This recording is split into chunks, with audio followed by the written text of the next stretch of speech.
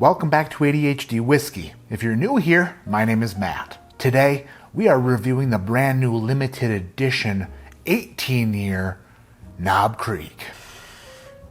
Before we get into the video, I want to tell you something super exciting. On Wednesday, October 19th, it's my 3-year channel anniversary, and we are going to do some celebrating with a fun video.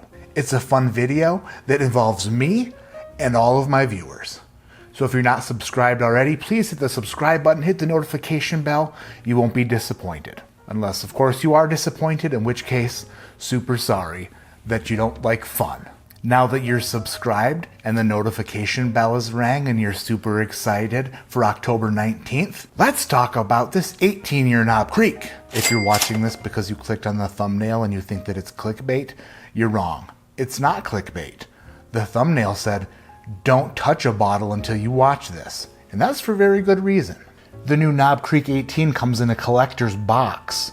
Looks really sharp. But if you flip it around, you'll notice that it is held in by a latch system. And that latch system could turn quickly into a son of a batch system if you picked this bottle up by the top of the box. Let me demonstrate for you how many of these Knob Creek 18 bottles will be destroyed on floors. What do I want to drink tonight? How about a Knob Creek 18? That sounds good. You pick it up and the latch opens. If you pick it up, the latch opens. And then the Knob Creek, she falls out. How many Knob Creeks will hit the floor because of this? I'm assuming a lot. Like a lot. But since you watched this video, you'll know that you pick up the box from the side, or you just get rid of the box altogether and leave the bottle on the shelf. By the way, you're welcome in advance, because guess what? Mine fell out the back and I almost pooped my pants. America. Knob Creek, aged 18 years. This is a limited edition. It's their 30-year anniversary bottle. Crafted for quality and full flavor, so you know it's good. It's 100 proof, 50% alcohol by volume. The wax on this release is much better. It doesn't crumble all over the floor. I was very happy to see that. But then when I went to pull the cork out of the bottle, the cap came off the cork. So, fixed one thing, and then another thing fails. This is the original 18-year cork. I might be in the minority, but I did enjoy the 15-year Knob Creek that they released last year, and then also the 15-year Knob Creek that they released this year, the batch 2. Both of them I enjoyed quite a bit. So when I saw that they were going to release an 18-year, I did a little dance. But it's finally here. It's finally here. Thank you, Ron L., for getting me this bottle at MSRP. Wow. Oranges. Orange cream. Wow. That is a delightful orange cream, almost like a dreamsicle or a creamsicle, whichever one it is. An orange whatever sickle. Little orange oil. It's like orange oil mixed with vanilla. If you took a charred piece of American white oak and then lathered it with bourbon, orange oil, and vanilla, and then let it sit for 18 years and came back and smelled it, for sure that's what it would smell like. 100% sure. The more I nose it, the more I knows that it's gonna be good. A dusting of cinnamon, you could say. Pie crust, cinnamon pie crust. The nose is great. The nose is great. There is a strong oak presence here, but it's not like too present. You know what I mean? It's not like when you have company over and you're like, damn it. They're just too much. When are they gonna leave? And then they leave 10 minutes later and it was 10 minutes too late. Not the case here. You expected the oak to kick down the door like the FBI after you posted that one thing online you shouldn't have, but it's not. It's just politely knocking. Dun, dun, dun, dun, dun. Hello, you in there? Time to put this 18-year-old knob down the hatch.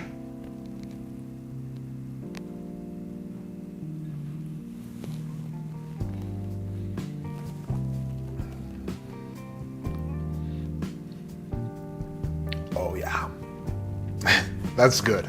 That is good.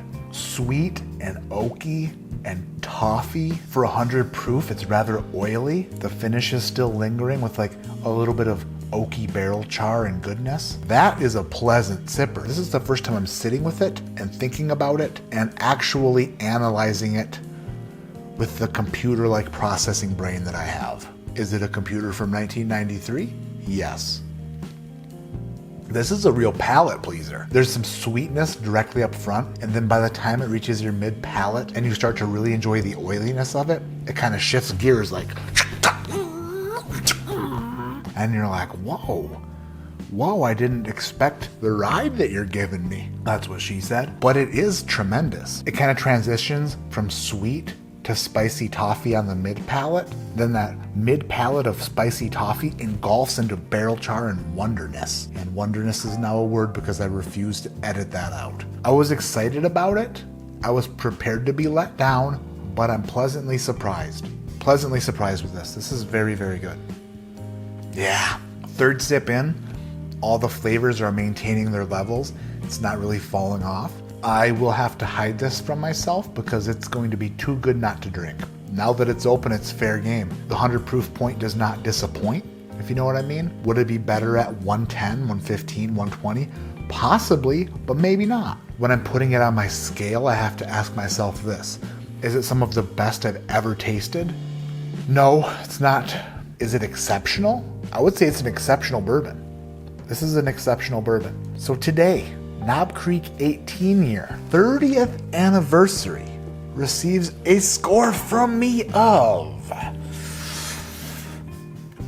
8.8. It's an exceptional bourbon. It's an exceptional bourbon. Even at the price point, the $165, $170 MSRP, I don't like spending that much on a bottle of whiskey, but if I see one in a store for that price, I might have to throw it on the old Visa. You know what I mean? Throw it on the old MasterCard, whatever's got available funds on it, and just pick up a backup because it's very, very good. It's so damn good. The funny thing about